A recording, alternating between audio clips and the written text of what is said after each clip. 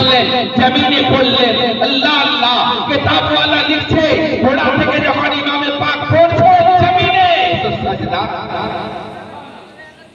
সাজদার হালতে আল্লাহু আকবার। সিমার বলছে, সিমার এ হোসেন তুমি কি নামাজ পড়বে?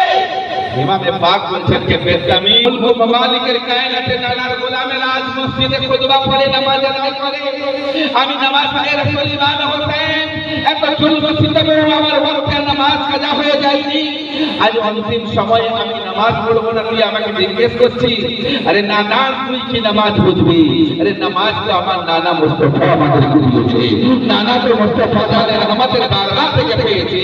আল্লাহু আকবার। হুসাইন আযম রাদিয়াল্লাহু তাআলা আনহু এখন শুরু করতেই যাবে তো জিজ্ঞেস করছে, হোসেন তোমার নানার হাদিস আছে নামাজ পড়তে গেলে ওযু করতে হবে, তুমি ওযু করবে না? ইমাম হোসেন রাদিয়াল্লাহু তাআলা আনহু সে খোদার চালালে এলো, বলছে নাদান তুই কোরআন পড়িস না?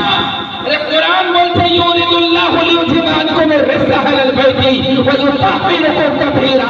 আরে আমি হোসেন, আমি আহলে বাইতের আফরাদ, আল্লাহ তাবারক ওয়া তাআলা জন্ম থেকে মৃত্যু পর্যন্ত আমাকে সারাম্মা পাক বানিয়ে দিয়েছেন।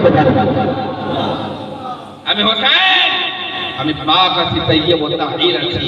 আমার মাও পাক, আমার বাপও পাক, আমার নানা মুস্তাফাও পাক, আমার নানি মাকদুমাও পাক, আমার ঘরানা পাক, আমার রমজান পাক, আমার ওয়ালাতে আমি নামাজের জন্য অংশগ্রহণ করেছি।